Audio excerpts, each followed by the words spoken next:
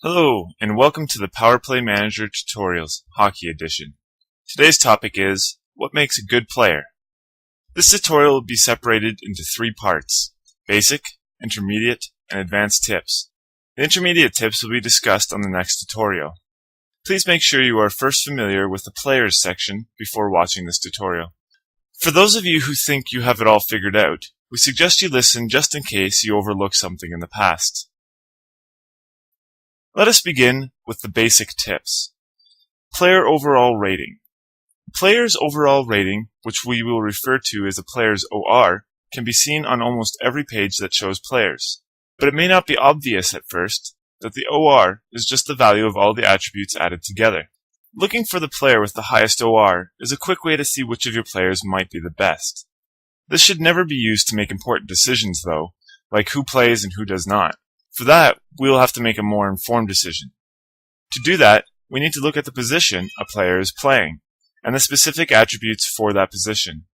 Again, a simplistic way of selecting the best player for a given position is to check which player has the highest defense or goaltending attribute for a defenseman or a goaltender respectively. This might work some of the time, but a more accurate way would be to see what the official guide has to say about the subject.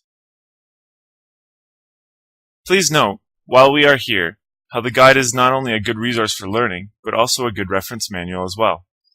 As we can see, for a defenseman, we should not only be concerned about the primary defensive attribute, but also the secondary defensive attributes, passing and aggression. The guide says that the player's ability is mostly influenced by the primary attribute, but it also says that the secondary attributes play an important role. We call these groupings of primary and secondary attributes the bundle. If we were to look at 2 potential center players like Wade DeCare and Mason Carrier, and we wanted to see who would make the 4th line and who would be benched, we could use just the OR, and in that case, Mason Carrier would be selected. However, if we looked at the actual bundle for a centerman, which is offense, passing, and technique, we would see that both have the same primary, but Wade DeCare has a slightly higher secondaries. This means, by looking at the bundle rather than the OR, we have picked a player who will add more offensive power to our 4th line than we otherwise would have. Some of you may have already noticed, though, that while Wade DeCare may have a better bundle, his shooting attribute is much lower than Mason Carrier's. This brings us to shooting. Shooting is special because of the 4 categories that compose our overall team strength, which we will refer to as OTS. Shooting is the only one that is not affected by a bundle. Goaltending is affected by the goaltending bundle, defense is affected by the defensive bundle, and offense is affected by the center and winger bundles. This leaves shooting, which is affected only by 1 attribute. This makes it more difficult to choose which player plays or sits during a game. If we look at Wade and Mason again, we'll see that though Wade has a very slight advantage in the bundle by 1 attribute in passing, Mason has a significant 10-point advantage in shooting. It is up to you, however, to decide how to balance how much of the bundle you will give up for someone with better shooting, or the other way around.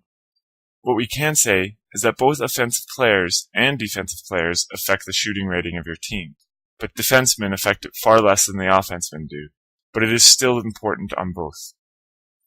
The attributes of your players tend to tell you most of what you need to know to choose who to play and who not to play, but there are 2 exceptions. XP, or experience, is the first of those exceptions. Each game a player plays, the more experience they will gain. More important games like league games or playoff games will gain them more experience, but friendly matches are a good way to get extra experience that other teams may not be taking advantage of. High XP will make a player play better than their attributes suggest. If we were to look at 2 players with the exact same attributes, but one had higher XP, it would be best to play the one with the higher XP. It gets trickier, though, if one of the players was slightly better than the other. It's possible the XP might make the lesser player better, but it's harder to say for sure. However, if they had a lot of XP, it could make them better than players with a lot better attributes. The second exception is chemistry.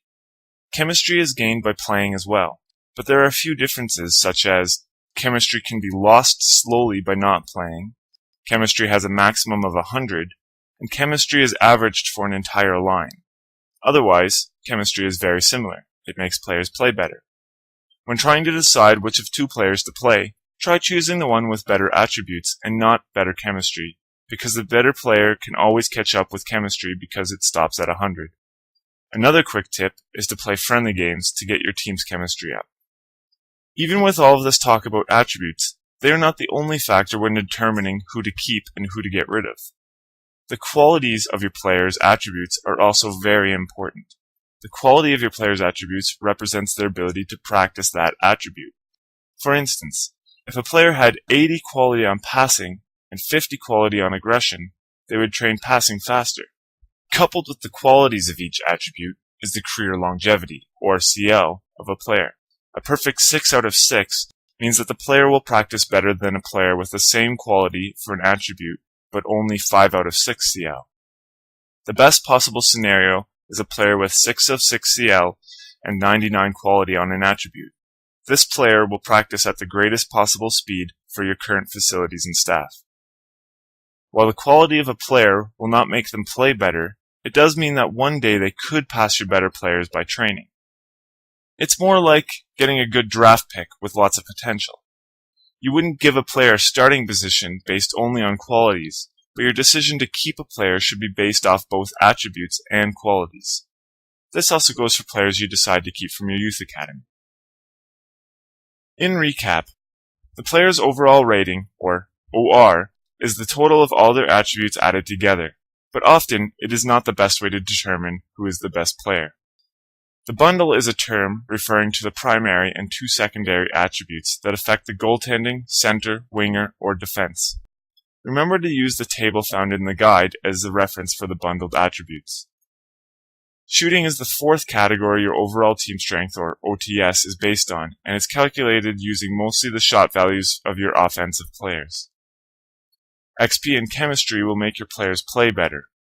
And lastly, attribute qualities and career longevity, or CL, affect the future potential a player has by increasing or decreasing the rate that they will train. Thank you for listening. This has been a Power Play Manager tutorial, Hockey Edition.